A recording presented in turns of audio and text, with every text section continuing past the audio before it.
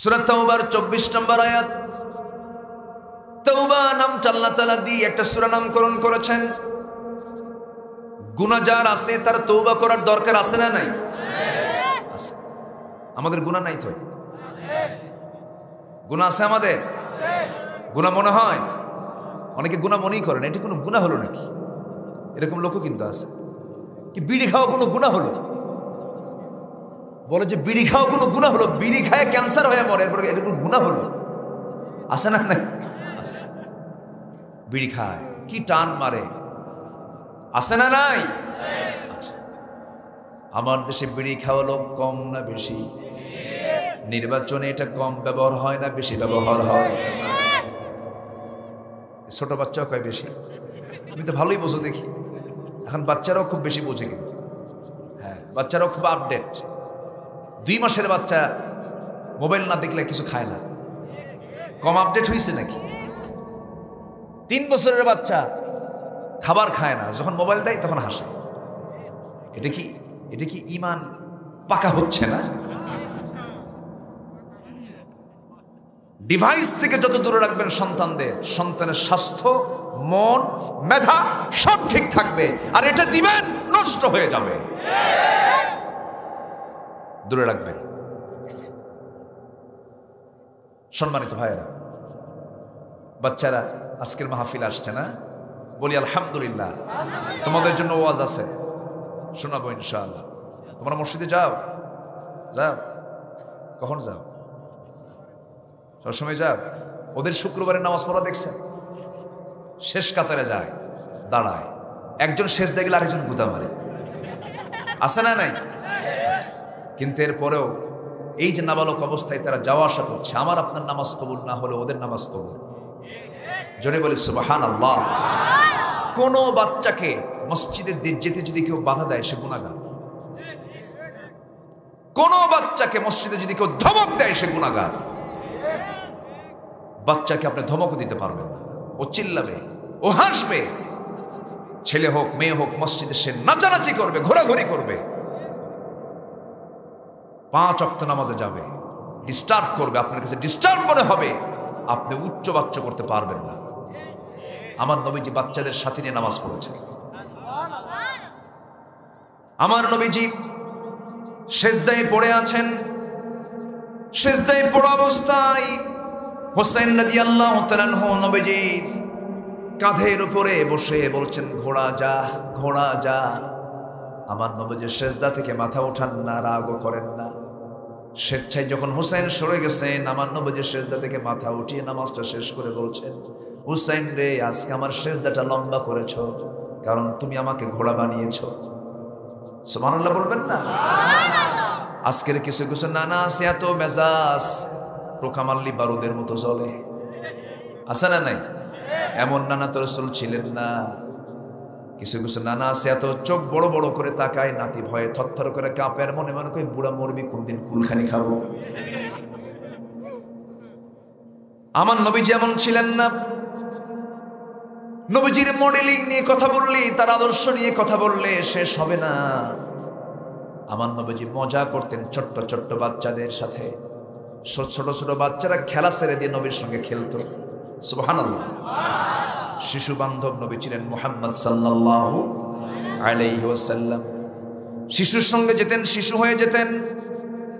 স্ত্রীর সামনে দাঁড়াতেন, স্বামী হয়ে যেতেন। মসজিদে চলে যেতেন, ইমাম হয়ে যেতেন। আবার তিনি মাঠে যেতেন, যোদ্ধা হয়ে যেতেন। আবার তিনি রাষ্ট্রের দায়িত্ব পালন করতে তিনি রাষ্ট্রপতি হয়ে যেতেন। আবার যখন কৃষকের কাতারে দাঁড়াতেন, কৃষক হয়ে যেতেন। শ্রমিকের কাতারে দাঁড়াতেন, শ্রমিক হয়ে যেতেন। নেতার কাতারে দাঁড়াতেন, নেতা হয়ে যেতেন। বাতিলের বিরুদ্ধে হুঙ্কার দিতে হবে, বাতিলের বিরুদ্ধে হুঙ্কারের নেতা হয়ে যেতেন। আল্লাহু আকবার বলেন। সব দিকের মডেল ছিলেন তিনি। আমার নবীজি,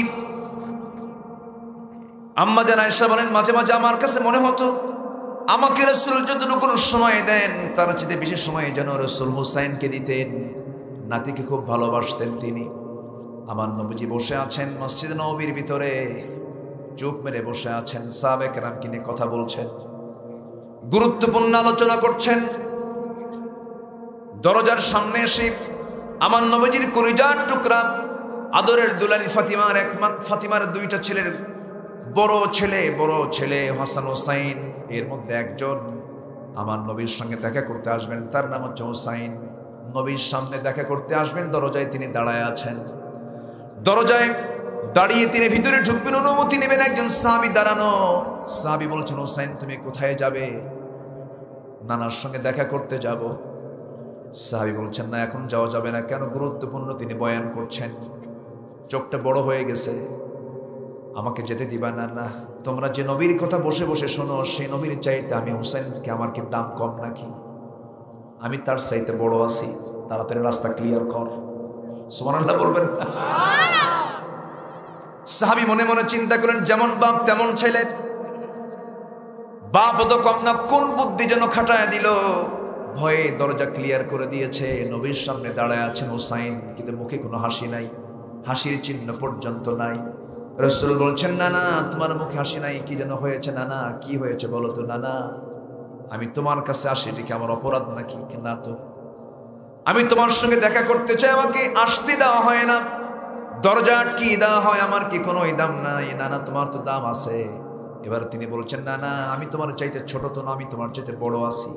রাসূল মুস্কি হাসি মেরে বলছেন, না না একটু বেশি বলা হয়ে গেল, তুমি আমার চাইতে কেমনে বড়? তুমি তোমার নাতি হও, আমি তোমার নানা হই, বয়সও বড়, তুমি আমার চাইতে কেমন করে বড়? এবার বলছেন, না না বেশি প্রশ্ন করব না, আমার টাইম খুবই কম, আমি তোমাকে অনলি 3টা প্রশ্ন করব, জবাব দিলেই তুমি টের পাবে কে বড়। রাসূল বলছেন, না না কি প্রশ্ন করবে বলো? না না প্রশ্ন করব, শর্ত হলো সব সাহাবীকে ডাকো। সব সাহাবীকে ডেকে আনা হলো, সবাইকে সামনেই বসায় রেখে এবার বলছে, না না তুমি বলো তো, আমি তোমার কোন জায়গায় বসে কথা বলতে বেশি পছন্দ করি? আমার বুকের উপর তুই বসিস বেশি। এবার বলছেন, না না তুমি শুয়ে পড়ো। শুয়ে পড়ছেন রাসূল, নবীজির বুকের উপরে চট করে লাফ মেরে গিয়ে বসে বলছে, না না তোমাকে 3টা প্রশ্ন করব। না না তুমি বলো তো, 1 নাম্বার তোমার আব্বার নামটা কি? আমার নবীজি মুস্কি হাসি মেরে বলছেন, না না আমার আব্বার নাম হলো আব্দুল্লাহ। বাড়ি কোথায়? মক্কায়। কোন বংশ? কুরাইশ বংশ। আর কি কিছু বিশেষ পরিচয় আছে নাকি? না। ও না না তুমি বলো তো আমার বাবার পরিচয়টা কি? আমার বাবা কুরাইশ বংশের মানুষ, এই মক্কারই মানুষ, কিন্তু আমার বাবার সাথে আরো কিছু অ্যাডজেক্টিভ যোগ হচ্ছে। আমার বাবা হলেন দুনিয়ার সমস্ত কাফের বেঈমানদের জন্য যে আসাদ করে পাঠানো হয়েছে, আসাদুল্লাহিল গালিব।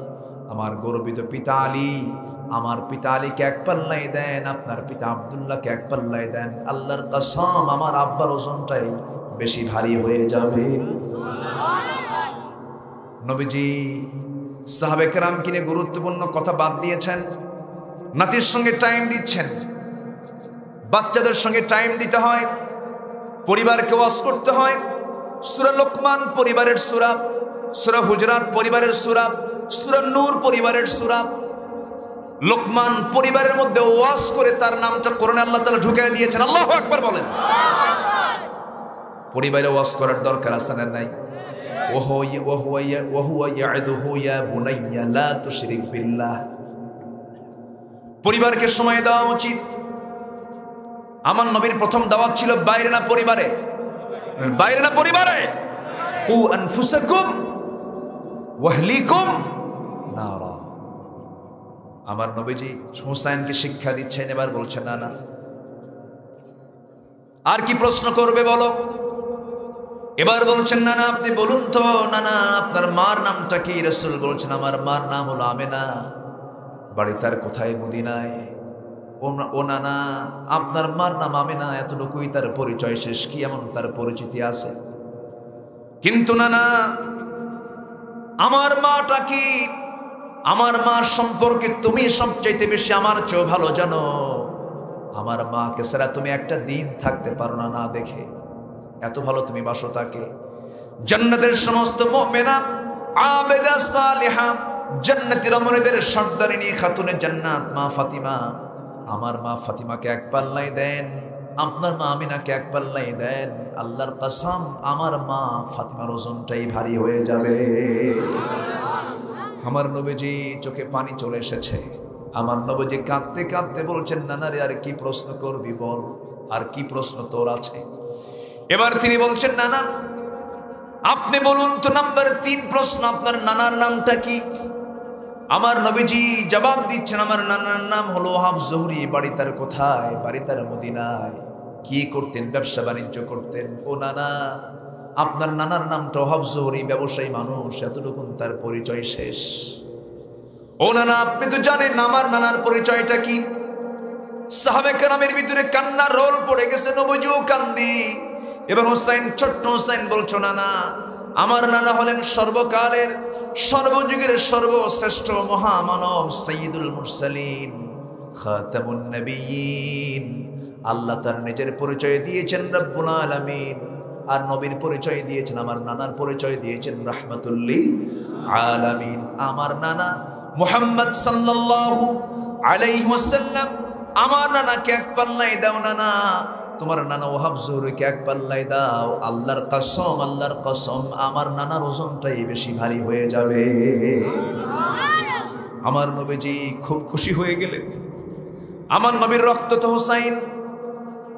আমার নবীজি হোসাইনের চিবুকের মধ্যে মুখ ঢুকায়া দিলেন, ঠোঁটের মধ্যে মুখ ঢুকায়া দিলেন, চুম্বন করলেন, কপাল, গণ্ডদেশ, গ্রীবা, ঘাড়, হাত পা সব জায়গায় চুমুতে চুমুতে ভরায়া দিয়ে বলছেন, নানা রে, আজকে আমি নবী হওয়ার পরও যুক্তির দিক থেকে আমি তোর কাছে সত্যি সত্যি হেরে গেলাম।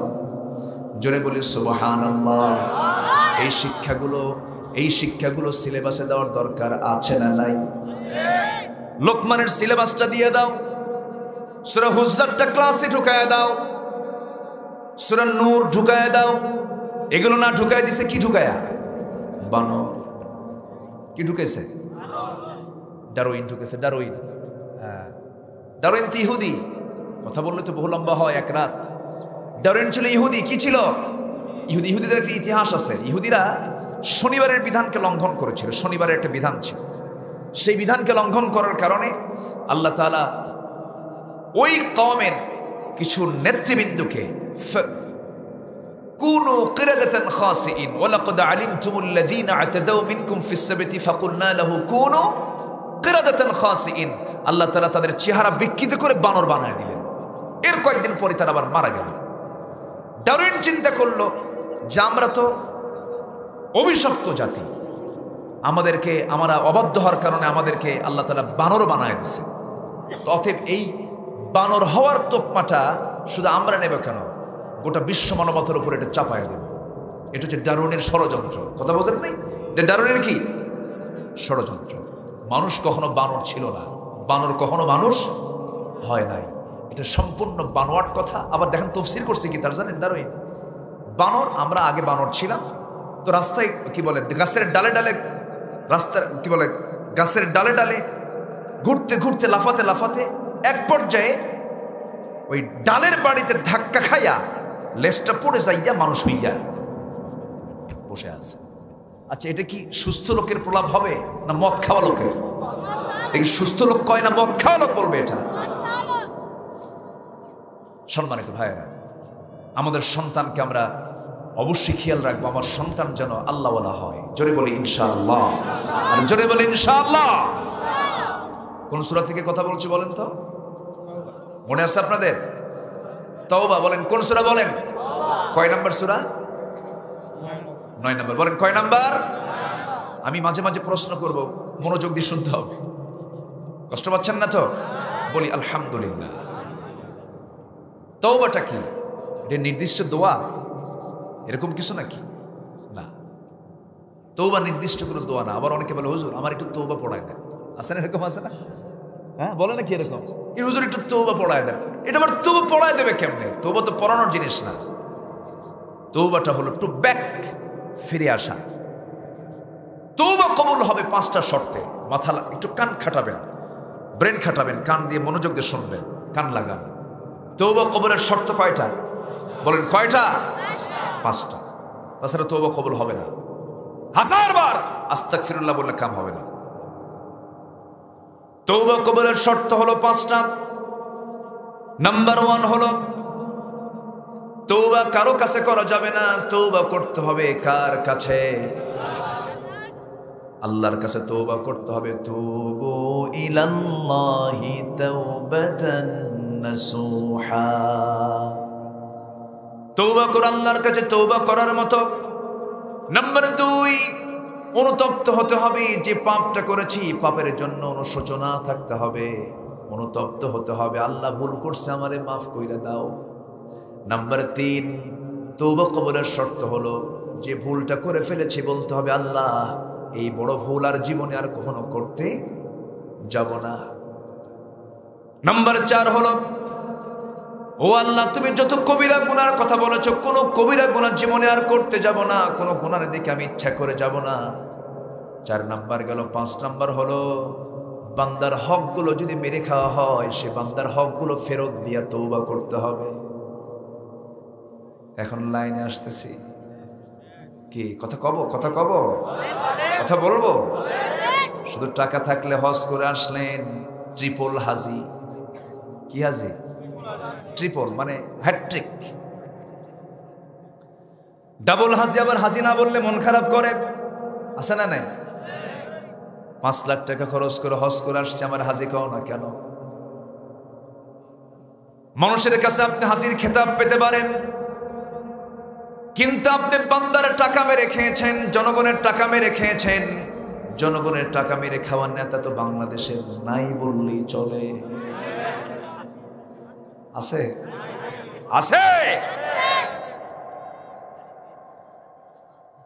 আমার বন্ধুগণ, প্রথম আলো পত্রিকার জরিপে আসলো, জাতীয় পত্রিকার জরিপে এসেছে বিগত কয়েক বছরে 14 লক্ষ কোটি টাকা দেশ থেকে পাচার করছে ফেরেশতারা।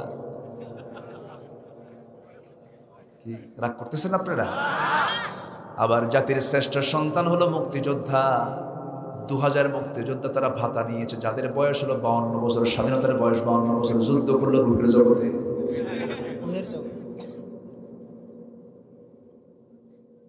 কথা বলবো? কোন আপত্তি নাই তো? জোরে বলি ইনশাআল্লাহ। আমরা এত ভালো,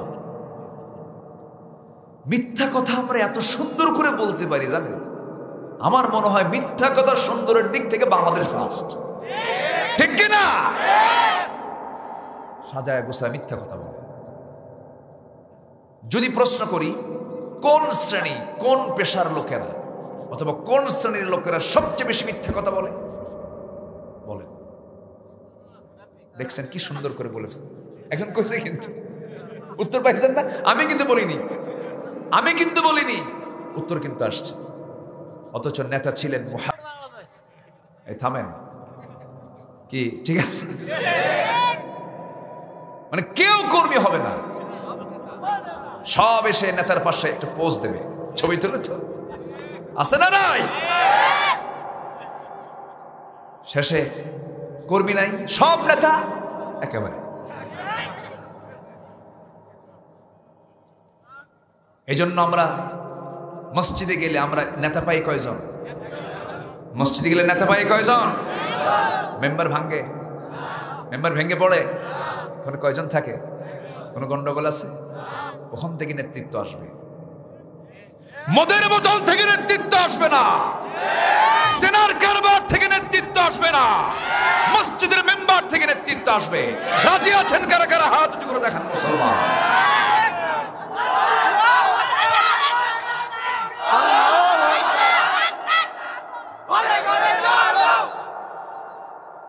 কেউ তো কথা বলে না, স্লোগান দেওয়ার মতো কেউ নাই। আর একজন দাঁড়ান না, ইসলাম জিন্দাবাদ, জিন্দাবাদ, কোরআনের আলো, কোরআনের আলো, কোরআন আছে যেখানে, কোরআন আছে যেখানে, নারায়ে তাকবীর, নারায়ে তাকবীর, মাশাআল্লাহ। কষ্ট পাচ্ছেন? আলোচনা চলুক, কোন আপত্তি নেই তো? বলি আলহামদুলিল্লাহ। তাহলে তওবা কবুলের শর্ত কয়টা বলেন? ওয়াজ মুখস্থ করে দেবো আজকে। সূরা তওবা কয় নাম্বার সূরা? তওবা কি কোনো নির্দিষ্ট দোয়া? তওবা মানে ফিরে আসা। তওবা মানে কি? ফিরে আসা। এই উঠে কে ধরেন তো, এই বসেন। ও আচ্ছা, যে একটা নিউজ তারা পেয়েছেন, একজন মানুষের ইন্তেকাল হয়েছে। ইন্না লিল্লাহি ওয়া ইন্না ইলাইহি রাজিউন। জি, আমরা তাদেরকে কখনোই বাধা দিতে পারবো না। আচ্ছা, এখন আমার দিকে তাকান। এই মাহফিল রক্ষার দায়িত্ব আছে না নাই? আচ্ছা, বসেন। মাহফিলে বসে যদি আপনি মজা না পান, তেলাওয়াত করে যদি মজা না পান, সেজদা দিয়ে যদি তৃপ্তি না পান, আল্লাহর জিকির করে যদি মজা না পান, তাহলে ভাবতে হবে শয়তান শক্ত একটা আপনার পেছনে লেগে আছে। কথা বোঝা গেল কি? থাকে একটু ধৈর্য ধরি, আমি যত সময় শেষ করার চেষ্টা করব। জোরে বলি ইনশাআল্লাহ। আমি কথা বেশি লম্বা সময় বলি না, কারণ আমল করার জন্য বেশি লম্বা সময় লাগে না। আমল করার জন্য একটু কথা বললেই হয়ে যায়। বলি আলহামদুলিল্লাহ। তাহলে 5 নাম্বার শর্ত হলো বান্দার হক ফেরত দিয়ে তওবা করতে হবে। কি কথা কি ক্লিয়ার? ফেরত না দিয়ে আপনি মাফ চাবেন তা হবে না। জমির আইল ঠেলছেন আপনি 33 শতকের জায়গায়, আপনি জানেন যে আমার জমি 37 হয়ে আছে। ওটা নিজের ইচ্ছায়, নিজের স্বেচ্ছায় আবার আমিন ডাক দিয়া ওই পাশের জমিওয়ালাকে ডাক দিয়ে বলতে হবে, ভাই আমার জমি এখানে 33 হয়ে গেছে, 37 তোর কম, কোদাল আছে, তুই আয়, আমি আমার অংশ ঠিক ক্লিয়ার করে আমি বুঝে নি, বাকিটা আমি তোকে দিয়ে দিয়া আল্লাহ মাফ করো। কি কথা কি বোঝা গেল? কথা ক্লিয়ার? আইল ঠেলা লোক তো এলাকায় নাই, এ আছে নাকি? গ্রামে গেলে অনেকদিন আগে কিছু জমি আমি দেখতে গেছি, বাবার কিছু জমি আছে দেখতে গেছি আমি। তো এমন চিকন আইল, মানে দুই দিকে খেলে কোদাল মারে। আইলের উপরে এমন জুলুম, আইলের উপরে জুলুম না বান্দার উপরে জুলুম করত। মানে এত চিকন করতে করতে এত চিকন হাঁটা ফেল, মানে হাঁটা তো অসম্ভব, পুলসিরাত ফেল, এত চিকন না। ইমানদারের আইল কখনো চিকন হবে না, ইমানদারের আইল হবে মোটা, যেন হাঁটতে পারে। ঠিক কিনা? কি লাভ? সহিহ হাদিস, এক বিঘত পরিমাণ জায়গা যদি কেউ কারো জবর জুলুম করে নিয়ে নেয়, আল্লাহ তাআলা তাকে 7 তবক আসমান জমিন তার পিঠে চাপায় দিবেন। নাউজুবিল্লাহ বলবেন না? সহিহ সিয়াসতের হাদিস এটা। ভাবতেছেন খালি নামাজ পড়লে ইবাদত হয় না? রাস্তা আটকায় দেওয়া লোক তো নাই। চেয়ারম্যান চলে গেছে নাকি? আমার তো আজকে চেয়ারম্যানের ওয়াজ হয়ে গেছে। রাস্তা আটকায় দেওয়া লোক আছে না নাই? বাড়ি তার সামনে পিছনে আরেকজনের বাড়ি, কিছু হইলে কয় রাস্তা বন্ধ। আছে না নাই? বলেন আছে না নাই? এগুলো করা যাবে না, রাস্তা বন্ধ করে দেওয়া যাবে না। ঠিক আছে, বলবো ইনশাআল্লাহ, সময় থাকলে বলবো। রাস্তা যারা বন্ধ করবে, আল্লাহ তার রাস্তা বন্ধ করে দিবেন। এই জমিনের মূল মালিকানা কার? আসতে বলবেন না কার? সিএসএমআরটা আপনার নামে আছে, আরএসটা আপনার নামে আছে বলে ভাবতেছেন আমি জমির মালিক। না না, আপনি জমির মালিক না, আপনি সামান্য সময়ের জন্য আপনি মালিক হয়ে বসে আছেন, কিন্তু মূল দায়িত্ব কার? আসতে বলবেন না কার? আল্লাহ। জমির আইল ঠেলা যাবে না, রাস্তা বন্ধ করা যাবে না, বরঞ্চ রাসূল বলেছেন যে বান্দা অন্য বান্দার জন্য রাস্তা তৈরি করে দেবে, আল্লাহ তার জন্য জান্নাতের রাস্তা তৈরি করে দিবেন। তারিকান ইলাল জান্নাহ। আমার ভাইয়েরা, জান্নাত পেতে হলে মানবতার কাজ করতে হবে। আমি গোটা কোরআন যতটুকু পড়েছি, ভাঙ্গা চূড়া কিছু পড়ার চেষ্টা করেছি, আমি যতটুকু বুঝেছি, পৃথিবীর শ্রেষ্ঠ কাজ হলো সেই কাজটা আল্লাহর কাছে সবচেয়ে বেশি দামি। পৃথিবীতে সবচেয়ে বড় সওয়াবের কাজ হলো যে মানুষ মানুষের উপকার করে, মানুষের উপকার করে, ক্ষতি করে না। কিন্তু এখন আপনি উপকার করতে যাবেন কেমনে? ঋণ দিলে বিপদে কে পড়ে? বলেন বলেন। এ পর্যন্ত আমার যত বন্ধু যত আত্মীয় স্বজন আমি পেয়েছি জীবনে তিক্ত অভিজ্ঞতাও আছে, যারে দিছি সে আর কাছে আসে না। কি কথা বুঝতেছেন? মাতা সাআ ইয়া রাসূলুল্লাহ, কিয়ামত কখন হবে? রাসূল বলেন ইদা উদিআতিল আমানাহ, যখন আমানতদারিতা নষ্ট হয়ে যাবে সেই সময় কিয়ামতটা হয়ে যাবে। আমার বন্ধুগণ, ঋণ নিয়ে যদি কেউ মারা যায়, শহীদ হলেও সে শাহাদাতের এই বিশাল বড় সার্টিফিকেট তার বাজেয়াপ্ত হয়ে যাবে ঋণ থাকার কারণে। এই জন্য 4-5টা কাজ খুব দ্রুত করতে হয়। ঋণ হলে তাড়াতাড়ি কি করা? শোধ করে ফেলা। এরপরে আজান হলে তাড়াতাড়ি মসজিদে চলে যাওয়া। এরপরে জানাজার কথা শুনলে, মৃত্যুর কথা শুনলে তাকে দ্রুত কাফন দাফনের ব্যবস্থা করা। মেয়েটা বড় হয়েছে, পোষায় পোষায় বড় করার আর দরকার নাই। মেয়েটা প্রাপ্তবয়স্ক হয়েছে, তাড়াহুড়ো করে ছেলে একটা দেখে সৎপাত্রস্থ করে দেওয়া। এগুলো হচ্ছে তাড়াহুড়ো করে কাজ করতে হয়, দেরি করা যাবে না। এই জন্য ঋণটা আমরা শোধ করবো, জোরে বলি ইনশাআল্লাহ। কিন্তু ঋণদাতা ঋণ দিয়ে বিপদে পড়ে ঋণ গ্রহীতার কাছে বারবার যায়। ঋণ গ্রহীতার চোখ বড় হয় না, ঋণদাতার চোখ বড় হয়। যে ঋণ নিছে তারই চোখ বড় হয়। এরকম বড় বানায় বলে আমি কি, আমার কি মান সম্মান নাই? মানুষের সামনে টাকা পয়সা যাও, তুমি টাকাই পাবা না। এক ধমকে ঋণদাতা কয় আল্লাহ কি ভুলটা করছি, আল্লাহ কি ঠিক কিনা কম। শেষে রাগের ঠেলায় কয় যা, তোর কাছ থেকে আর জীবনে টাকা চাবো না, হাসরের দিন তুলে নেব। উত্তরে কয় লম্বা ডেট পেয়েছি। ইমান ওই জায়গায় না, ইমান হচ্ছে আমানতে, ঠিক কিনা? আমানত। একটু কান লাগাবেন, সবাই মনোযোগ দিয়ে শুনবো আমরা। বোনের সম্পত্তি মেরে খাওয়া, ভাই তো গাড়িতে হতে নাই, আছে না নাই? মা বোনরা মাহফিল আসছে কিনা জানি না, আসছে নাকি? মায়েরা মনে মনে বলতেছে হুজুর আমার ভাই কিছু বসে আছে, ভালো করে বাঁশ দেন। 1 বছর নয়, 2 বছর নয়, 1 যুগ হলে বাপ মারা গেছে, ধানি জমি 50 বিঘে রেখে গেছে। 3টা বোন 30 বিঘা জমি পায়, একটা ভাই ওই 30 বিঘা সহ আরো 20 বিঘা সহ একটা ভাই লুটপাট করে খায়। বোনদের কাছ থেকে বোনদেরকে ফেরত দিতে চায় না, বোনদেরকে জমিগুলো হস্তান্তর করতে চায় না। ধানগুলো গোলা ভরে ধানগুলো উঠাচ্ছে, কিন্তু বোনরা লজ্জায় কিছু বলতে পারে না। বছরে 2 বার করে দাওয়াত দেয়, ভাই বোনরা একটু আসো তোমরা, আমি তো একটা ভাই। দাওয়াত দেয়, দাওয়াত দিয়া একটু মিষ্টি মুষ্টি খাওয়ায়া পাশে বসায় বলে বোন শোনো, অংশ নিলে কিন্তু ধ্বংস হয়। কি ওয়াজটা দিল দেখেন। এই ওয়াজ কি কোরআন থেকে ওয়াজ না শয়তান থেকে ওয়াজ?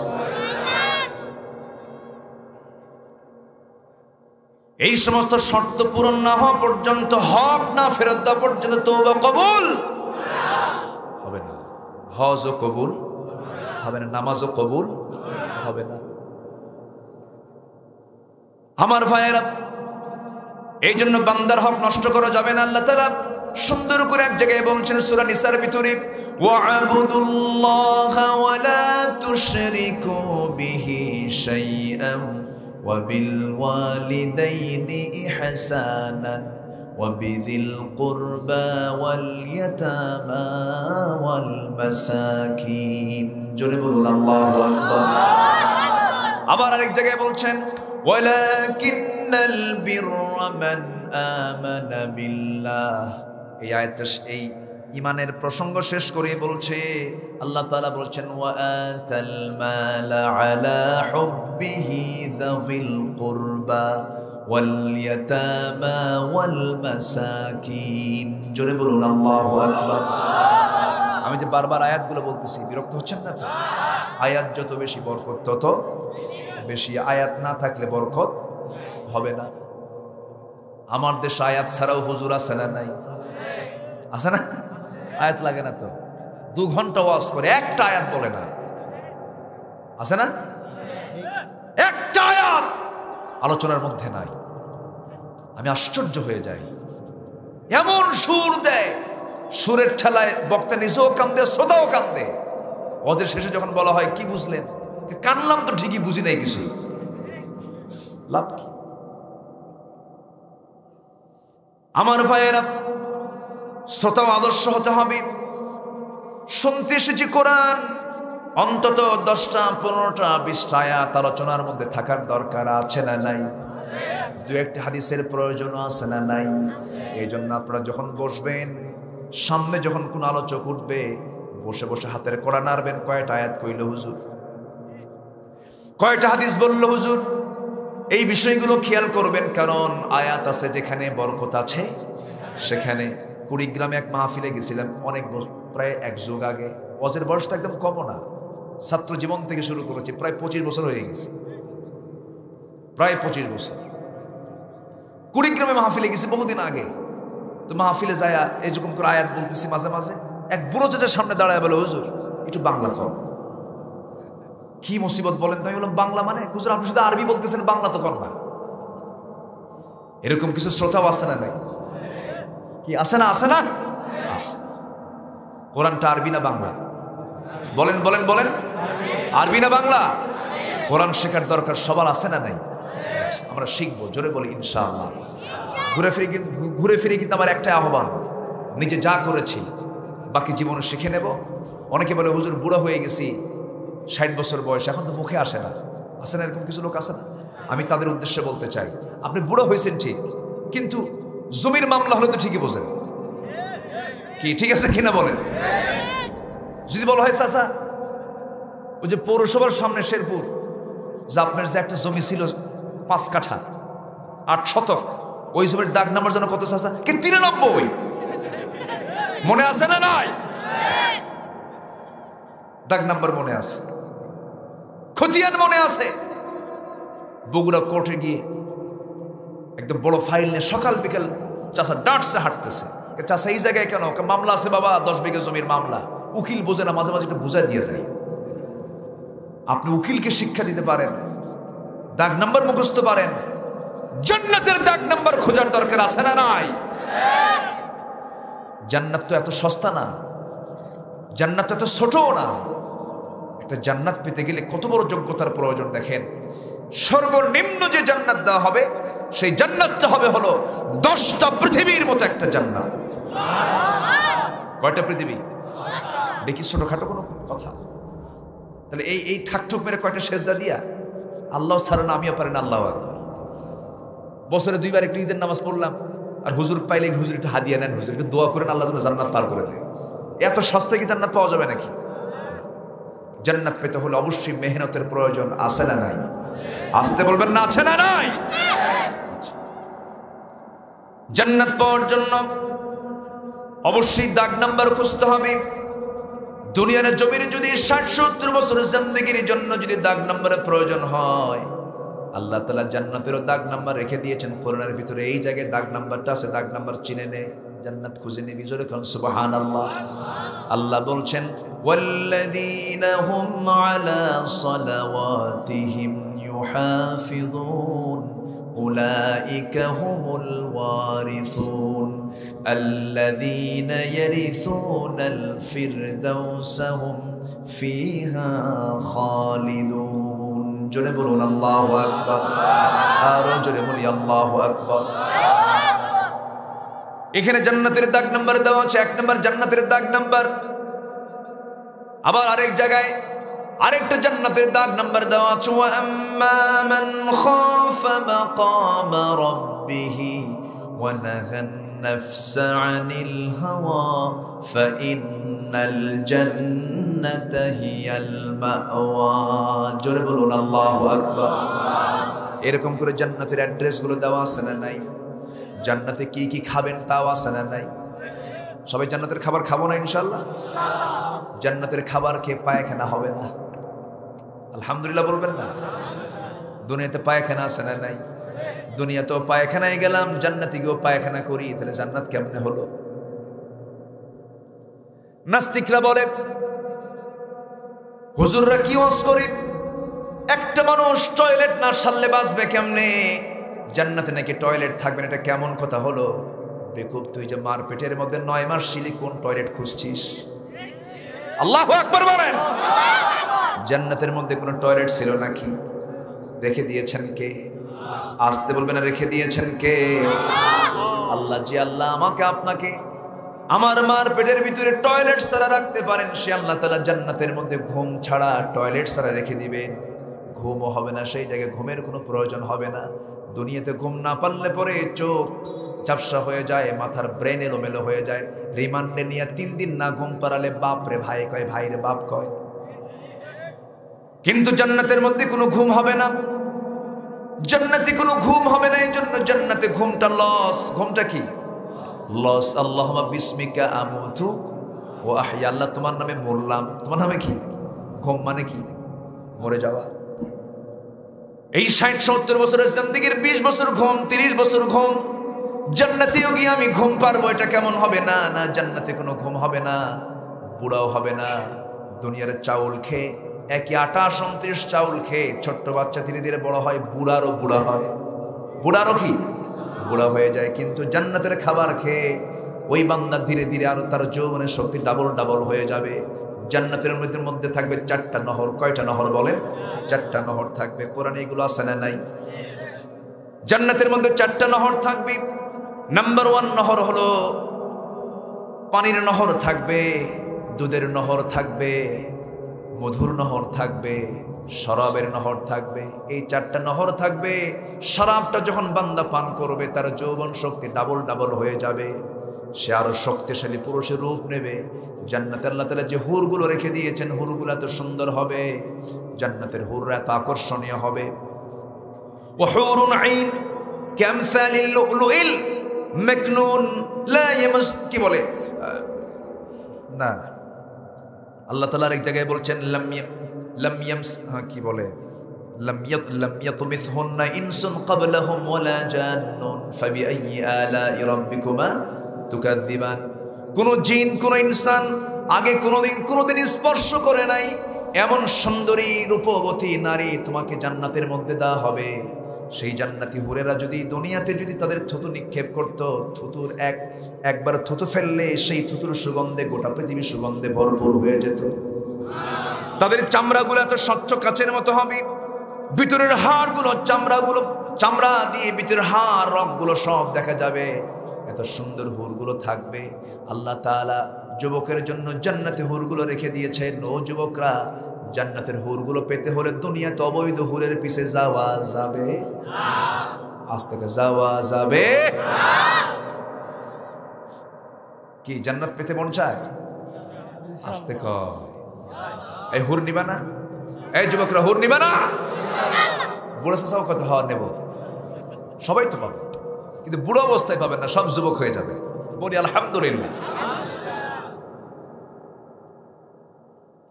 আমাকে অনেকদিন আগে এক প্রশ্ন করছে, হুজুর একটা প্রশ্ন, আমার স্বামীকে আমি খুব ভালোবাসি, কিন্তু স্বামী নাকি জান্নাতে গিয়ে হুর পাবে, কোন আমল করলে হুর পাবে না এই আমলটা শেখায় দেয়।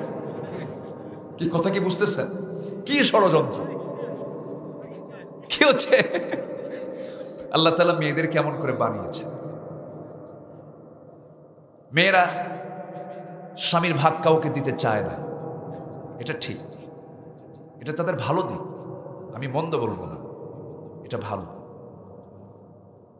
আল্লাহ তাআলা নারীদেরকেও জান্নাতে পুরুষ দিবেন কি দিবেন না, কিন্তু থাকবে কি একাধিক না একজন? একজন থাকবে, তার স্বামী থাকবে। বলি আলহামদুলিল্লাহ, জোরে বলি আলহামদুলিল্লাহ। এতেই তিনি তৃপ্তি পেয়ে যাবেন, এতেই তিনি সন্তুষ্ট থাকবেন। আল্লাহ তুমি জান্নাতের সকল নিয়ামত পাওয়ার জন্য যে যোগ্যতা হওয়া দরকার সেই যোগ্যতা আমাদের মধ্যে পয়দা করে দাও, জোরে বলি আমিন। যুবকরা, আমি তোমাদেরকে আজকে 3টা মেসেজ দিয়ে যাব, 3টা কাজ করবা, তোমার দুনিয়ার সকল রিজিক যা ছিল তার ডাবল হয়ে যাবে। কি হবে? ডাবল। কয়টা কাজ করবা? 3টা কাজ। বলি আসতে বলে, বলি। নাম্বার 1, তাড়াতাড়ি বিয়ে করো। দেখছেন? আলহামদুলিল্লাহ। এই দাঁড়াও, সমস্যা নেই। ছোট্ট ছেলে 9 বছর, ওকে আলহামদুলিল্লাহ, ও প্রস্তুত। কিছু কিছু চটপটে বাচ্চা আছে, কিছু চটপটে বাচ্চা থাকে, এরা খুব হাসি খুশি, আলহামদুলিল্লাহ। এটা কি আমার হুকুম না আল্লাহর হুকুম? আল্লাহ বলছেন ফানকিহু মা তাবা লাকুম মিনান নিসা। এটা কি আমার কথা বলেন? আল্লাহ বলছেন বিয়ে করো যাকে মনে চায়, কিন্তু সে হতে হবে মুমিনা, হতে হবে মুত্তাকি, পরহেজগারিনী, ঠিক কি না? হতে হবে স্বামীহীন। ওয়ানকিহুল আয়ামা, কি স্বামীহীন নারীকে তোমরা বিয়ে করো। কিন্তু এখন কি করে জানেন? যার স্বামী আছে ওখানে যে বুঝাবুঝি করে। পরকীয়ার পরিমাণ কমছে না বাড়ছে? বাড়ছে। এগুলো করা যাবে। বিয়েটা করে নেবা, তুমি সেফ হয়ে যাবে। সূত্র, নতুন বিয়া করে আনছে, বউটা একটু কালো, 3 দিন যেতে না যেতেই মন খারাপ, কি বিয়া করলাম রে, কালো বউ। সুমনের বউ দেখতে কত সুন্দর, দেখছেন নজর কাছে সুমনের বউ দেখি। এগুলো করা যাবে না। চোখটাকে হেফাজত করতে হবে। পর্দার হুকুম আল্লাহ তাআলা মেয়েদেরকে আগে না দিয়ে পুরুষকে দিয়েছেন। ইয়াহুদ্দু বিন আবসারিহিম, চক্ষুটাকে নিয়ন্ত্রণ করতে হবে। চোখের জেনা, কানের জেনা, হাতের জেনা, পায়ের জেনা, এগুলো আছে, এগুলোকে কন্ট্রোল করতে হবে। যে ব্যক্তি তার নিজের মাথা থেকে পা পর্যন্ত 3.5 হাত রাস্তের যে কন্ট্রোল করতে পারবে, আল্লাহ তাআলা ওই বান্দাকে জান্নাত দিয়ে দিবেন। জোরে বলে সুবহানাল্লাহ। আমার ভাইয়েরা, আমার বন্ধুগণ, আমার নবীজি বিয়ে করেছেন বুড়া বয়সে নয়। নবীজির বাপও নাই, মাও নাই। নবীজি নিজে বিয়ে করেছেন 25 বছর বয়সে। তাকে প্রস্তাব দিয়েছেন, মহিলা পক্ষ থেকে প্রস্তাব এসেছে। নবীজি সেই প্রস্তাব নিয়ে নিজেই সিদ্ধান্ত নিয়েছেন না, চাচার কাছে গেছেন। চাচার কাছে গিয়ে বলছেন, চাচা প্রস্তাব এসেছে, কি করা যায়? আবু তালেব বলছেন, ভাতিজা মুহাম্মদ, আমার জানা মতে এমন পুত পবিত্রা চরিত্রবতী নারী মদিনায় মক্কায় একটাও নাই, বিয়ে করে নিতে হবে। বিয়ে করে নাও। বিয়ে করে নিলেন। 25 বছর বয়সে তিনি বিয়ে করেছেন, এটা স্ট্যান্ডার্ড এজ। নবীজি তার মেয়েকেও বিয়ে দিয়েছেন পরিণত বয়সে, কম বয়সে বিয়ে দিয়েছেন। আমার নবী বিয়ে দিবেন মেয়েকে, ধনী ধনী মিলিয়নার সাহাবীরা, খেজুর বাগানের মালিক, তারা নবীর কাছে এসে বলছে, হুজুর আপনার মেয়েকে আমি বিয়ে করতে চাই। রাসূল বলেন, নট অ্যালাউ, হবে না, আমার পছন্দের লোক এখনো আসে নাই। সবার শেষে এসেছেন এমন লোক যার ঘর নাই, বাড়ি নাই, টাকা নাই, পয়সা নাই, সামনে এসে হাজির। রাসূল বলছেন, আলী তুমি কি আমার মেয়েকে বিয়ে করবা নাকি? হুজুর দিলে করা যায়। সুবহানাল্লাহ। রাসূল তার মেয়েকে বিয়ে দিবেন। রাসূল বলছেন, আলী তোমার কিছু আছে নাকি? হুজুর বাড়ি তো নাই, কি থাকবে আর? রাসূল বলেন, কিছুই কি নাই তোমার? আছে আমার যুদ্ধ করার অস্ত্র, তরবারি আর ঢালটা আছে। রাসূল বললেন, ঢালটা বিক্রি করে আসো, ঢাল বেচার টাকাই হবে আমার মেয়ের বিয়ের মহরানা। সুবহানাল্লাহ। জোরে বলে সুবহানাল্লাহ। রাসূল বিয়ে দিবেন, রাসূল তার মেয়েকে বিয়ে দিবেন। সিদ্ধান্ত পাকাপোক্ত হয়ে গেছে। বিয়ে করার জন্য আলীও প্রস্তুতি নিচ্ছেন। ঢালটা বিক্রি করতে গেছেন সাত সকালে।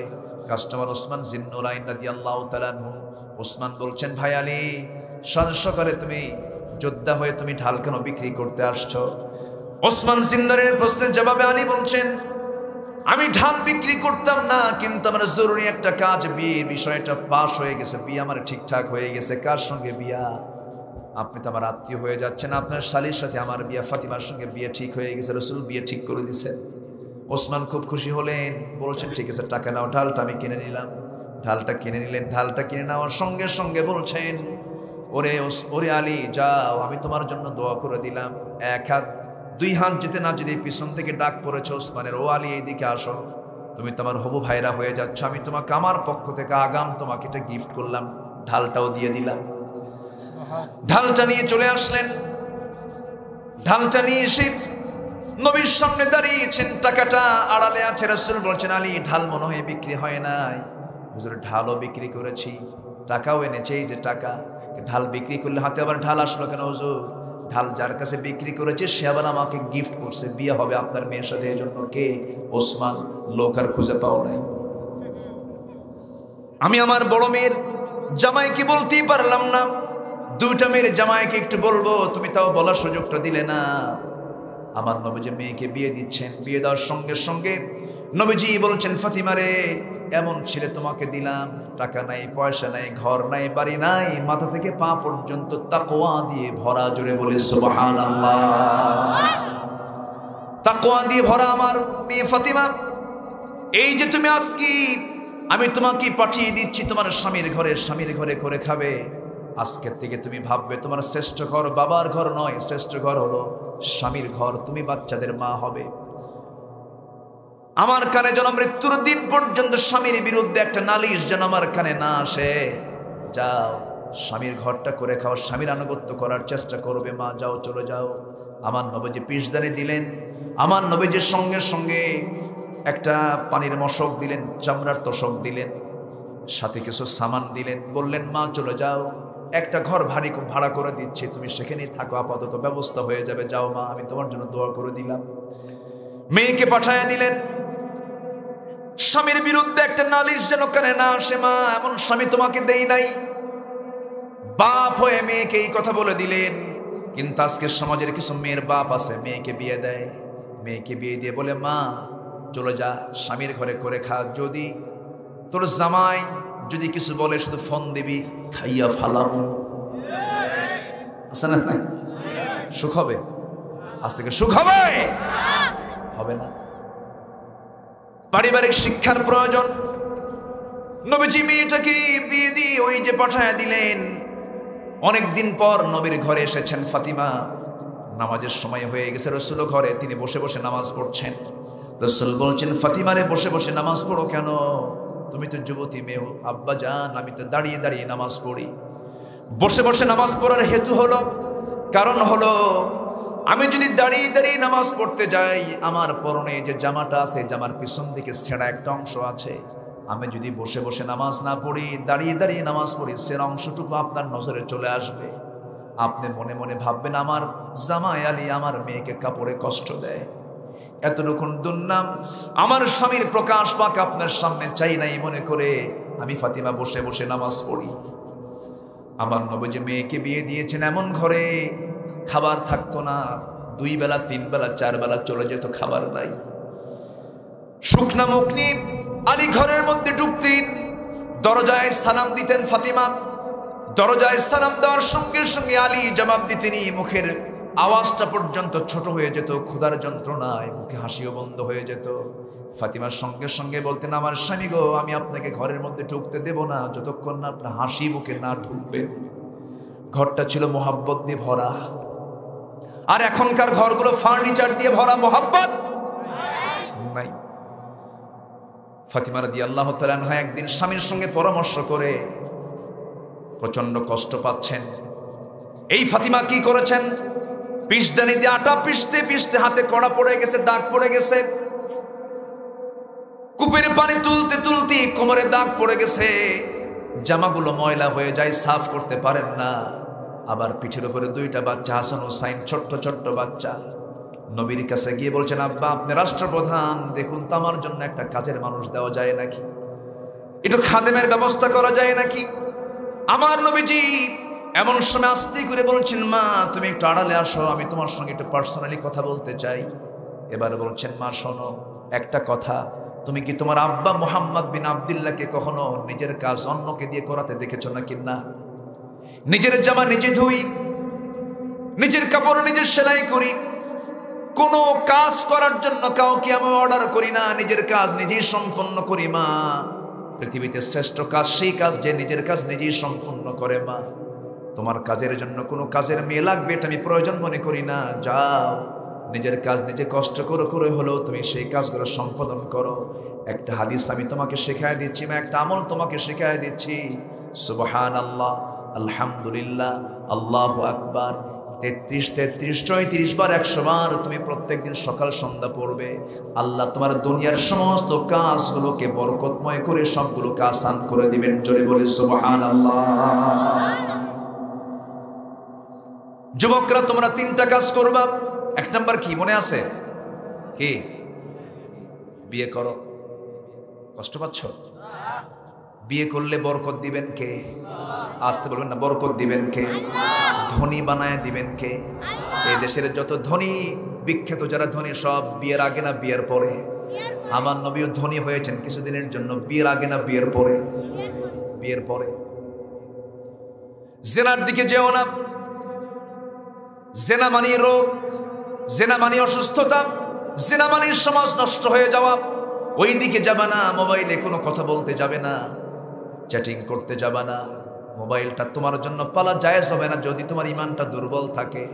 মোবাইলটা তুমি তখনই ব্যবহার করতে পারবে যখন তুমি মোবাইলের গোলাম না হয়ে মোবাইল তোমার কন্ট্রোলে চলে আসে। যখন এই ফিতনা থেকে বাঁচতে হবে। কত সংসার যে গেছে এই মোবাইলের কারণে, ঠিক কিনা? চলে গেছে। খেয়াল রাখতে হবে, মিস কল দেওয়া যাবে না। আবার বলে হুজুর মিস কল তো কোরআন শরীফে আসছে কোথায়? ফামান ইয়ামাল মিসকালা যারকার নাউজুবিল্লাহ। শেষ করে দিই নাকি আলোচনা চালাবো? কোন সূরা থেকে কথা বলছিলাম বলেন?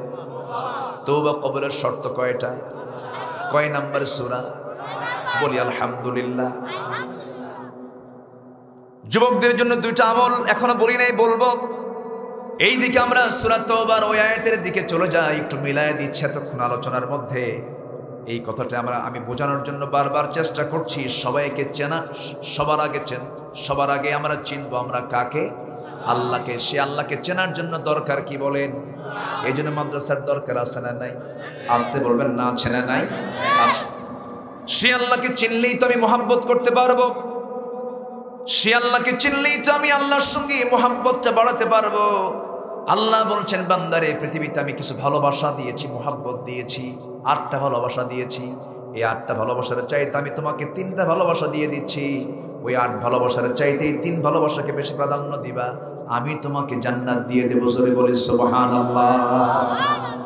আল্লাহ রাব্বুল আলামিন বলেন, قل إن كان آباؤكم وأبناؤكم وإخوانكم وأزواجكم وعشيرتكم وأموال اقترفتموها وتجارة تخشون كسادها ومساكن ترضونها أحب إليكم من الله ورسوله وجهاد في سبيله فتربصوا حتى يأتي الله بأمره والله لا يهدي القوم الفاسقين। জোরে বলুন আল্লাহু আকবার।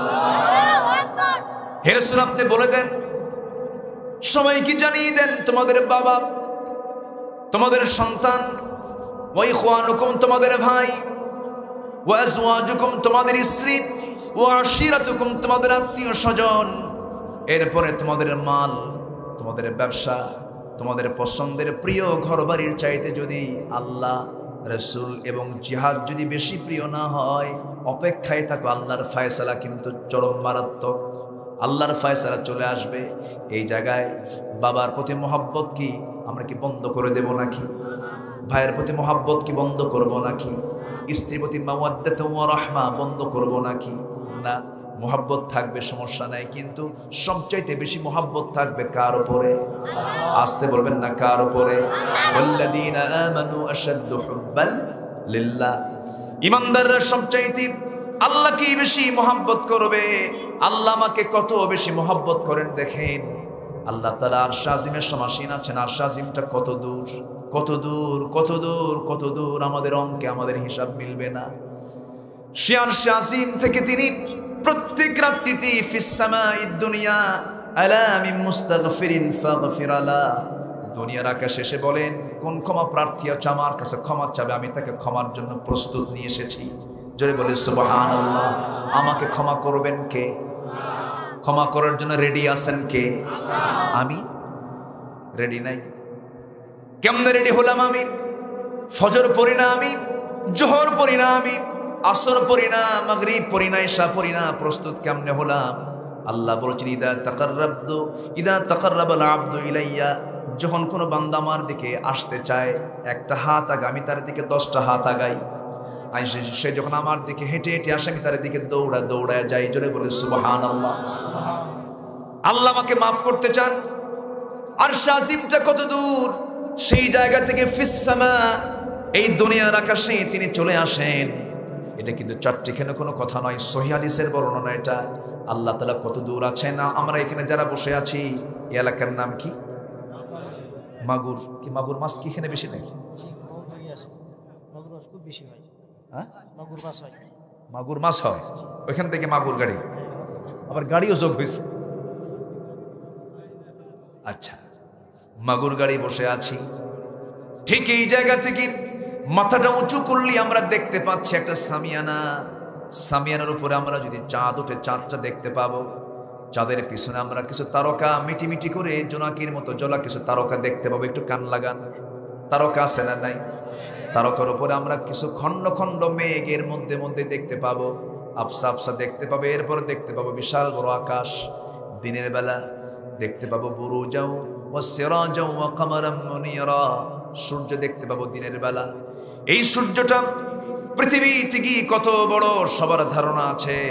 228টি দেশ মিলে এই পৃথিবী, 228টি দেশ সমান এই দুনিয়া, 50 কোটি 10 লক্ষ বর্গ মাইলের দুনিয়া। এইরকম দুনিয়া 13 লক্ষ দুনিয়া যোগ দিলে পরে একটা সূর্যের সমান হয়। সুবহানাল্লাহ বলা যাবে না? জোরে বলে সুবহানাল্লাহ। এটা সূর্য তাপ দিচ্ছে এই পৃথিবীকে আলোকিত করার জন্য। কত বড় সূর্য আল্লাহ তাআলা সেট করে দিয়েছেন বান্দার জন্য, জোরে বলেন সুবহানাল্লাহ। ওই সূর্যের চাইতে আবার যে তারকাগুলো জোনাকির মতো মিটিমিটি করে জ্বলতে দেখি, সেই তারকাগুলো এই সূর্যের চাইতে 33 কোটি গুণ বড়। ব্যাটেল জুইস একটা তারকা আছে, কত গুণ বড়? 33 কোটি গুণ বড়। কত কোটি গুণ? 33 কোটি গুণ বড়। এইরকম করে অসংখ্য তারকা মহাশূন্য আল্লাহ তাআলা ঝুলায় রেখেছেন। আড্রা, প্রক্সিমা সেন্ট্রাই, সুপারনোভা, কত তারকা আল্লাহ তাআলা ঝুলিয়ে রেখেছেন। সবচেয়ে নিকটবর্তী তারকা হলো প্রক্সিমা সেন্ট্রাই, সবচেয়ে নিকটবর্তী তারকা পৃথিবীর। চাঁদের দেশে আমরা গেলাম, মঙ্গল গ্রহে গেলাম। আবার মঙ্গল গ্রহে গিয়ে কিছু লোক জায়গাও কিনে রাখছে, বাড়ি করবে। কি কথা বলছেন? ঠিক আছে, করলেন, ভালো কথা। কিন্তু চিন্তা করতেছেন, চাঁদের দেশ ঘুরলাম, মঙ্গল গ্রহ ঘুরলাম, তারকার দেশে যাব। পৃথিবীর সবচেয়ে নিকটবর্তী তারকা হলো প্রক্সিমা সেন্ট্রাই। প্রক্সিমা সেন্টারে সেই তারকার দেশে যদি এই দুনিয়া থেকে কোনো বান্দা যদি যাওয়ার জন্য যদি কোনো প্ল্যান করে, এই পৃথিবীর সবচেয়ে দ্রুতগামী নভোযান হলো অ্যাপোলো 11। অ্যাপোলো 11-এর গতি হলো পার আওয়ার, প্রতি ঘন্টায় হলো 39,000 কিলোমিটার। 39,000 কিলোমিটার বেগে সেই নভোযানে চড়ে যদি কোনো বান্দা সেই সবচেয়ে নিকটবর্তী তারকার দেশে যদি যেতে চায়, তার সময় লেগে যাবে 1,15,000 বছর মাত্র। যাবেন কারা কারা? হাত তোলে। সম্ভব? আজ থেকে সম্ভব? সম্ভব না। বাঁচবেন কয়দিন? যাবেন কোন দিন? প্ল্যান করবেন কোন দিন?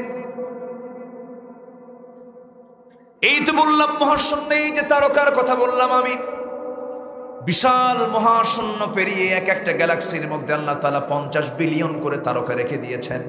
50 বিলিয়ন, 1 বিলিয়ন সমান হলো 100 কোটি। এই তারকাগুলো আল্লাহ তাআলা রেখে দিয়েছেন।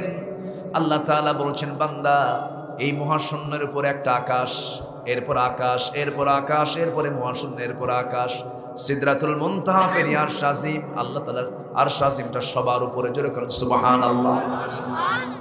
সেখান থেকে প্রথম আকাশে আসেন প্রত্যেক রাতে আমাকে মাফ করার জন্য। জোরে বলি সুবহানাল্লাহ।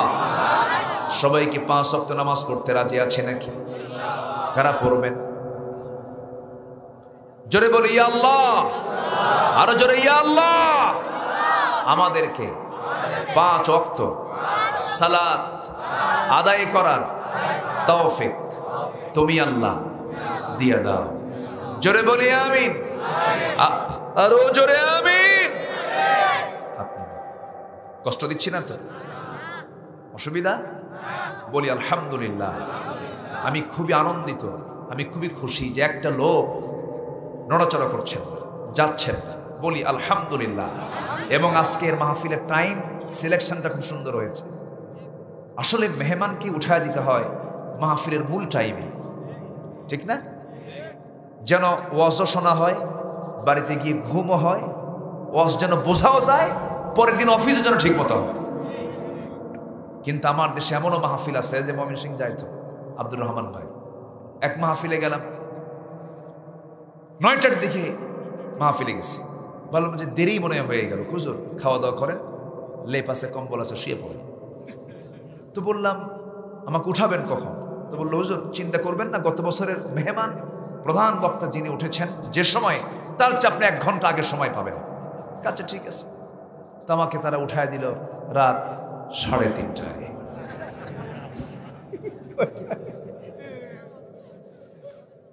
তো রাত 3:30টায় কি ওয়াজ হয় না আওয়াজ হয়? আওয়াজ। আলোচনা তো হয় না, ওই সময় হয় আলু সানা, আলোচনা হবে না। তো এই দিক থেকে মাহফিল কর্তৃপক্ষকে ধন্যবাদ দিচ্ছি, তারা আমাকে সুসময়ে তুলে দিয়েছেন, বলি আলহামদুলিল্লাহ। জি, কথা আছে 8 ভালোবাসার উপরে 3 ভালোবাসাকে প্রাধান্য দেব আমরা, জোরে বলি ইনশাআল্লাহ। একটা ভালোবাসা হলো বাবার প্রতি। বাপ যদি মরে যায় আপনি কাঁদবেন না? এই কান্না কে দিয়েছেন?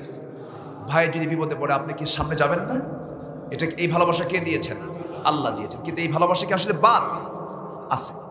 ভালোবাসা দেখাতে হবে, কিন্তু আল্লাহর চাইতে বেশি না কম? নবীর চাইতে বেশি না কম? কম। কিন্তু আমার দেশে এমন লোক আছে সব বাদ দেবে, প্রয়োজন আল্লাহ বাদ, রাসূল বাদ, আমার দল আগে। আছে না নাই? আছে।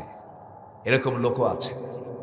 মুনাফিক দিয়ে সমাজ আজকে ভরে গেছে, মুনাফিকদের সমাজ আজকে ভরে গেছে। মুনাফিকতার সকল খারাপ দিক থেকে আল্লাহ তাআলা আমাকে আপনাকে হেফাজত করুন, জোরে বলি আমিন। আরো জোরে আমিন। সম্মানিত ভাইয়েরা, বাপকে অবশ্যই ভালোবাসবো, কিন্তু ঈমান বিক্রি করে না, ঠিক কিনা? ঈমানকে জলাঞ্জলি দিয়ে নয়। আমার নবীজি মক্কায় মার খেলেন, রক্তাক্ত হলেন, সাহাবায়ে কেরামকে নিয়ে শেষ পর্যন্ত টিকতেই পারলেন না, মেরে ফেলতেছে, রিমান্ডে নিচ্ছে। নবীর চোখের সামনে সাহাবীরা জীবন দিচ্ছে। নবীজি ভাবলেন না, আর থাকা যাচ্ছে না। আবু জেহেলের গুন্ডা বাহিনী উচ্ছৃঙ্খল হয়ে পড়েছে, যাকে পায় তাকে মারে। শেষ পর্যন্ত আমার নবীজিকে হত্যার অর্ডার যখন দেওয়া হলো, আমার নবীজি রাতের আধারে ঘর থেকে বের হলেন। বিশ্বের সেরা মানুষ, যার জন্য 7টা আসমানের দরজা খুলে যায়, সুবহানাল্লাহ বলবেন না? যার জন্য আসমানের দরজা খুলে যায়, সেই রাসূল রাতের আধারে ঘর থেকে তিনি বের হচ্ছেন, লুকোচুরি করে। তাকে প্রাণনাশের হুমকি দেওয়া হয়েছে, হত্যা করে ফেলা হবে। কারণ কি? এর হেতুটা কি? মূল কারণ কিন্তু অন্য কিছু ছিল না। মূল কারণ একটাই, সমাজে কারো বিধান চলবে না, বিধান চলবে হচ্ছে আল্লাহ তাআলা। মদ চলবে না, জেনা চলবে না, সুদের কারবার চলবে না, জেনার কারবার চলবে না। কিন্তু আবু জেহেল বলেছিল, না, এগুলোও থাকুক, তোমার আল্লাহও থাকুক, আমার লাত মানত ওজ্জাও থাকুক, যেরকম এখন আছে। আছে না নাই? এই জগা খিচুড়ির প্রস্তাব দিয়েছিল আবু জেহেল। আমার নবীজি সেই প্রস্তাব কি মানছিলেন? বললেন না, লাকুম দীনুকুম ওয়ালিয়া দিন, তোমার দিন তোমার কাছে, আমার দিন। তাহলে আবু জেহেলের দিনও কিন্তু দিন, ওর দিনটা হলো বাতিল, ওর দিনটা কি? বাতিল। আর আমার নবীর দিনটা হক। পৃথিবীতে যত মতবাদ আছে সবই কিন্তু দিন, আরবি ভাষায় কি? দিন। কিন্তু সবগুলো বাতিল, হক কোনটা? আল্লাহটা ইসলাম। বলেন হক কি? বলেন ইসলাম। নবীজি থাকতে পারলেন না, সেখান থেকে তিনি হিজরত করতে বাধ্য হলেন। আল্লাহ তাআলা অর্ডার দিলেন, নবীজি হিজরত করে মদিনায় এসে আরাম পেলেন, আরামে ঘুমালেন। পারলেন আরামে থাকতে? পারলেন না। 1 বছর যেতে না যেতেই রোজার হুকুম ফরজ হলো। প্রথমবার রোজা রাখতেছেন সাহাবীরা, একটু তৃপ্তি ভরে রোজা রাখবেন। 16টা রোজা রাখতেই আবু জেহেল করলো কি, 1000 সৈন্য নিয়ে লোহিত সাগরের পাশ দিকে এসে 450 মাইল, চিন্তা করেন কি রাগ, অতিক্রম করে বদর নামক প্রান্তরে মক্কা মদিনা থেকে 80 মাইল দূরে গিয়ে সেখানে শেল্টার নিল। বলল, মুহাম্মাদের ইসলাম, মুহাম্মাদের ইসলাম তো না, ও তো আবু জেহেল বলবেই, চিরতরে নির্মূল করে দেব, চলো বিপুল বিক্রম আক্রমণ করতে হবে। রাসূল বলেন, সাহাবীরা সব হাজির হয়ে গেছে, তোমরা কি করবা?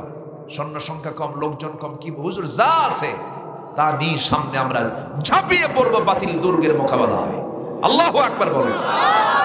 মুসলমানদের এই বিজয় এসেছে শক্তি সংখ্যা দিয়া না ঈমান দিয়া? ঈমান দিয়া।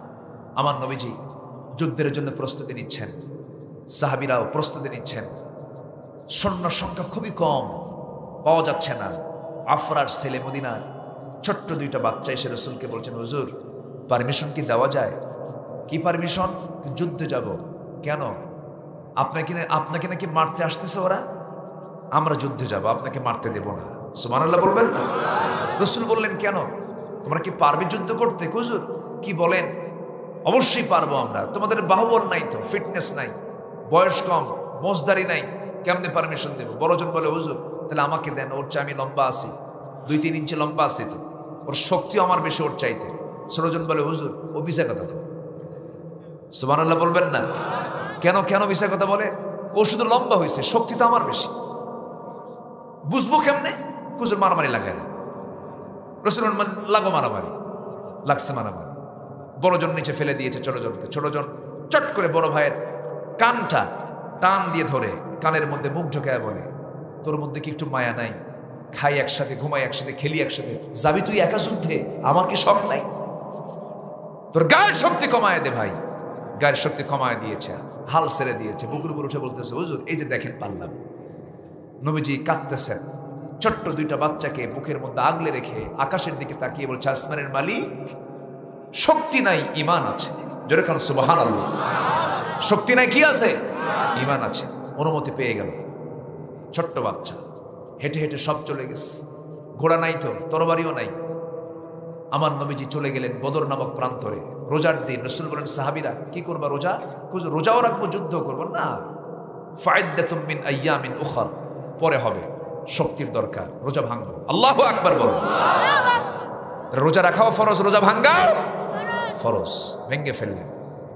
যুদ্ধের ময়দানে প্রস্তুত।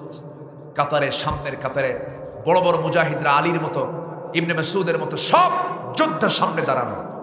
শুধু সাহাবীদের ইতিহাস জানি আমরা, কিন্তু তরবারি নেওয়ার ইতিহাস আমরা জানি না, ঠিক কিনা?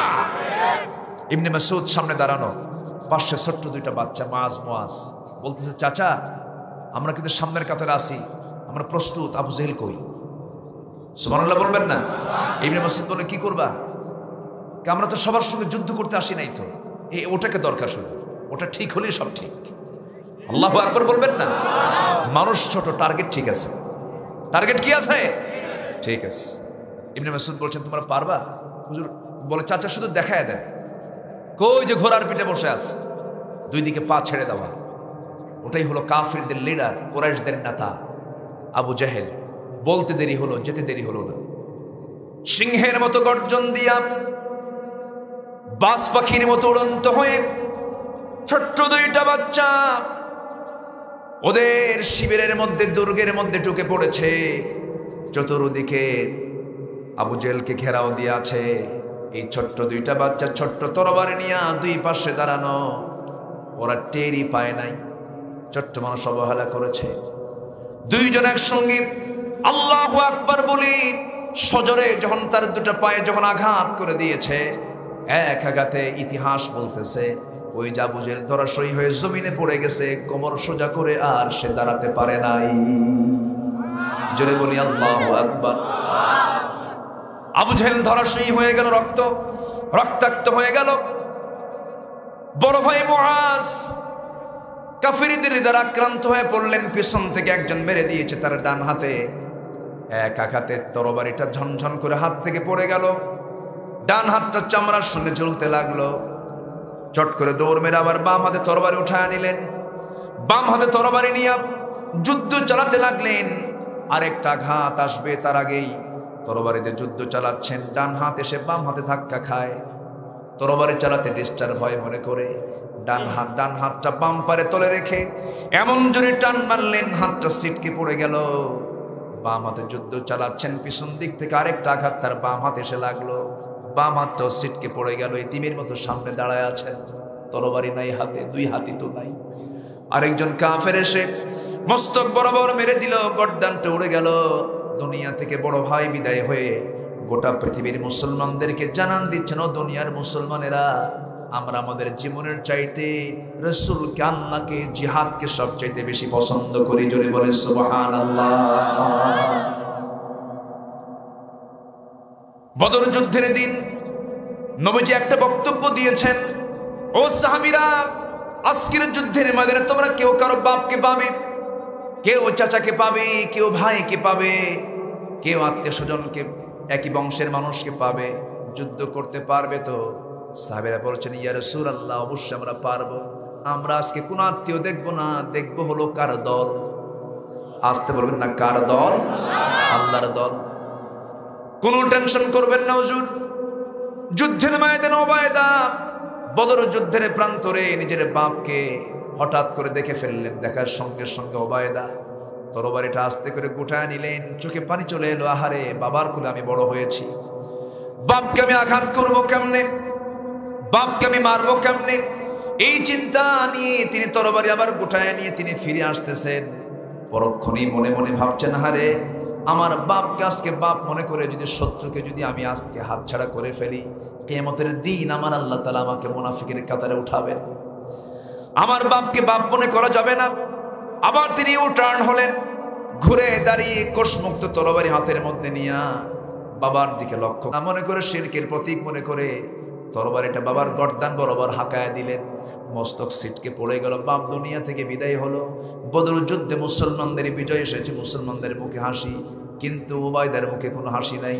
রাসূল বলছেন, সাহাবীরা আমার ওবায়দা প্রিয় সাহাবীর মুখে হাসি নাই কেন? হুজুর ওবায়দার বাপ আজকে যুদ্ধে মারা গেছে। রাসূল বলছেন, কে মেরেছে ওবায়দার বাপকে বলো তো? হুজুর আমরা কেউ মারি নাই, ওবায়দা নিজেই মারছে। আমার নবীজি সঙ্গী সঙ্গী বলছেন, ওবায়দা তুই আমার মুখের মধ্যে চলে আয়। ওবায়দা তুই আজকে যে ভূমিকা পালন করলি, আল্লাহর 8টা জান্নাত তোর জন্য অপেক্ষা করছে। জোরে বলে সুবহানাল্লাহ। আমার ভাইরা, কুল ইন কানা আবাউকুম, তোমাদের বাবা আল্লাহর চাইতে যেন বেশি প্রিয় না হয়, তোমাদের স্ত্রী, তোমাদের পরিবার, তোমাদের সম্পদ মালামাল যেন নবীর চাইতে, জিহাদের চাইতে বেশি প্রিয় না হয়।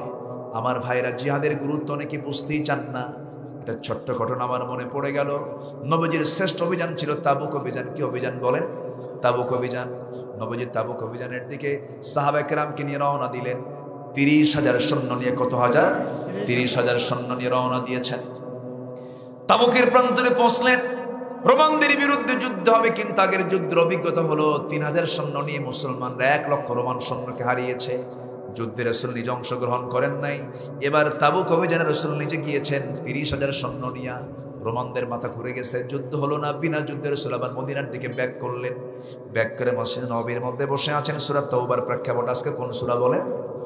কোন সূরা বলেন? তাওবা। আমার নবীজি মদিনার মসজিদে ব্যাক করে বসে আছেন।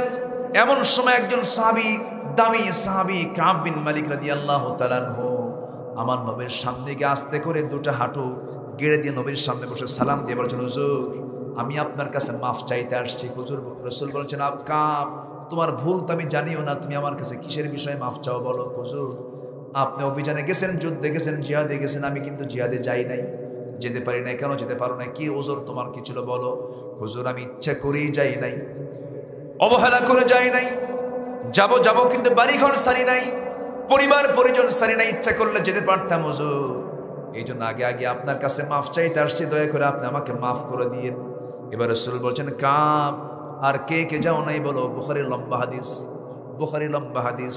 এবার বলছেন, আর কে কে যাও নাই? হুজুর হেলাল বিন উমাইয়া যায় নাই। আর কে যায় নাই বলো? মুরারা বিন রাবিয়া যায় নাই। কয়জন হলো? 3 জন হলো। এবার বলছেন, আর কে যাও নাই? হুজুর আমার জানা নাই। রাসূল বললেন, তাই নাকি? ঠিক আছে কাব বিন মালিক, তুমি আমার সামনে থেকে এখন চলে যেতে পারো। কাব বিন মালিক সেখান থেকে আস্তে করে চলে গেলেন। নবীজির চেহারা রক্তিম আকার ধারণ করলো, ফ্যাকাশে চেহারা হয়ে গেল। আমার নবীজির মুখে হাসি বন্ধ হয়ে গেল। নবীজির সঙ্গে সঙ্গে গোটা মদিনায় ফরমান জারি করে দিলেন, জরুরি ঘোষণা করে দিলেন, কাব বিন মালিক, হেলাল বিন উমাইয়া, মুরারা বিন রাবিয়া, 3 জন যারা জিহাদে অংশগ্রহণ করেনি, আজকের থেকে আমি রাসূল ঘোষণা করলাম এদের সঙ্গে সকল প্রকার সালাম কালাম, লেনদেন, ওঠা বসা, চলাফেরা সব বন্ধ।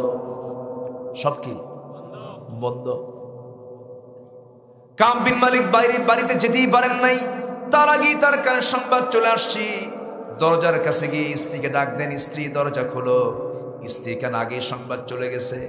স্ত্রী দরজার কাছে এসে বলছেন, স্বামী আমার, আপনার ঘর, আপনার দরজা আমি খুলতে বাধ্য।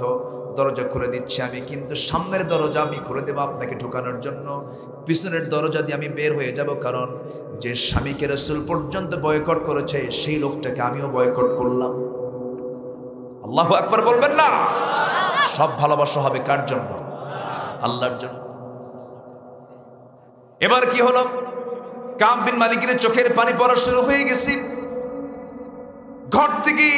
ঘরে তো ঢুকতেই পারলেন না। ঘরের দরজা থেকে ফিরে সামনের দিকে ছোট্ট 2টা বাচ্চাকে দেখলেন, তার নিজের সন্তান, ছোট্ট ফুটফুটে বাচ্চা 2টা। বলতেছে তালহিনা, হে আমার সন্তানরা আমার দিকে আসো, আমি তোমাদেরকে কোলে নিয়ে আদর করব। ছোট্ট দুইটা বাচ্চা বলছেন না না, কথা বলা যাবে না, রাসূল তোমার সঙ্গে কথা বলাকে নাজায়েজ করে দিয়েছেন, কথা বলতে পারবো না আমরা। সন্তানগুলো কথা বলে না, বউরাও কথা বলে না।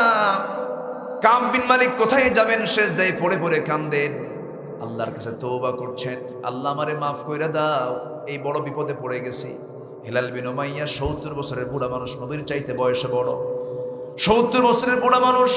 হিলাল বিন উমাইয়া করলেন কি, নিজের হাতে দড়ি হাতের মধ্যে করে নিয়া মসজিদ নববীর সামনে এসে বড় শক্ত খুঁটির সাথে দড়িটা বেঁধে দিয়া স্বেচ্ছায় তার হাত দুইটা বাঁধলেন, আর বলছেন হেলাল রে, তোর মতো বড় আসামি এই জমিন আর নাই, কারণ রাসূল তোর বিরুদ্ধে বয়কটের ডাক দিয়েছে।